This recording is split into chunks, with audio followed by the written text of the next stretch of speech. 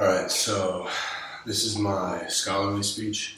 I did it about like what's going on in the film industry now, and like how it's changed over time, and like what influenced the change since the beginning.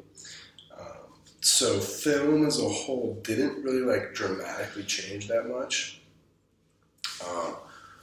over the past few decades, and it really started to gain traction on like changing up in like the 1980s, 1979, 1980s, cable television was increasing and video on demand was becoming a thing. That made the film industry become more like centralized. I mean, they wouldn't be making as many like smaller films anymore. Hollywood was rather like focusing on the bigger films that were rolling in the money. Even studios themselves started shrinking. The business as a whole was just like beginning to change. So I got 6 different ways the film industry is changing and starts refocusing on micro budgeting in filmmaking. It's becoming a huge thing now that you don't really need to raise like $2 million for little things to make shots better. Technology's helped out with that a lot. But recently, the new generation of filmmakers, like haven't, like, it's like not as keen to shoot like micro budget films anymore. Second way is growing split between big cinema and specialized cinema. Each week, like an average of 14 new films are released, which is like double what it used to be, but cinema attendance has only risen like 16%, meaning that movies have like had to work harder to be seen. Like partly it's because of this change that we're starting to see like innovative variations on the traditional cinema going on.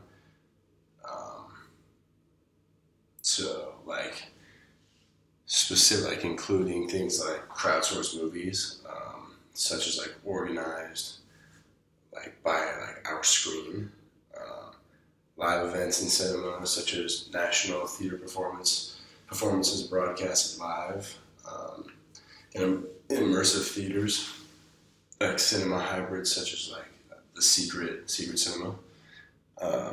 Third reason is because the realignment of like the release window. So in the 90s, beginning a film fan was all about waiting, right? So like if you were a big fan of film, like you waited for everything. Like that was like, it was like a big deal. We had to wait for movies to make their way like up to the screen. And then afterwards, if you wanted it, to the rental shop. If you wanted to like own a copy, you wait a couple years before it appeared on TV. So like, you know, in the past 2 decades, the release window for movies has shifted like significantly, and they also have become like more diverse. The fourth reason is increased demand for female-focused films, which is changing like women's tolerance of seeing like male-focused movies, like the action, like shoot 'em up, bang 'em up type movies. As a result, there are an increased supply of movies aimed at women. Previously, generations of women were more likely to like put up with seeing movies targeted at men because men were like expected to buy the ticket and therefore more likely to choose a movie. So like an increasing gender like parity in the world is like finally been noticed by Hollywood, and they are keen to cash on that shift. So, you know, movies like the new Ghostbuster movie. Anyways, the fifth reason is aging film audience.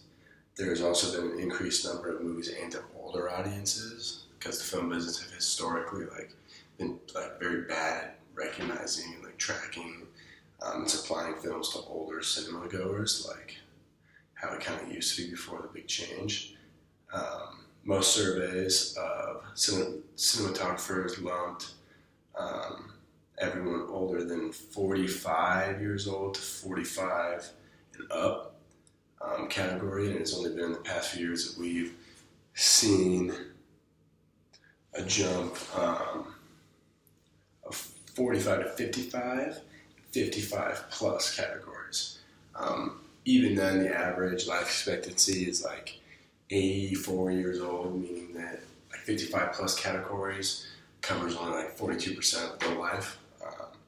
And the last but not least reason is employment shift towards post-production jobs.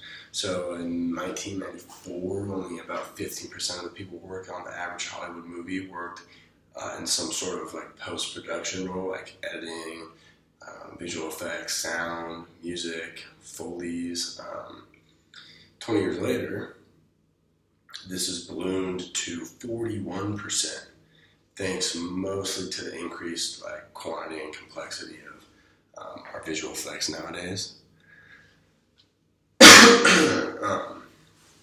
But like on the face of it, it doesn't really matter because the industry is like always changing and it's always uprising. The number of technology-based jobs has increased.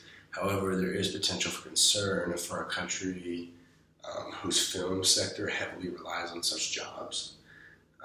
By their very nature, post-production jobs are easier to offshore and move overseas than on-set roles. This means that countries currently enjoying high levels of VFX like employment, such as the UK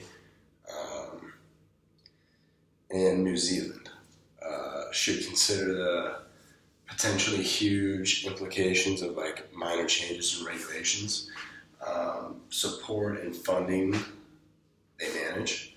So for example, like a minor change in UK film tax relief scheme, which reduces the value of British post-production crew, could lead a huge number of jobs lost in UK VFX like houses. So like, not that this is like gonna happen, but like at some point, it's like going in directions like this. It's just something that could happen that I found from doing a little bit of the research for the speech. So yeah, thank you.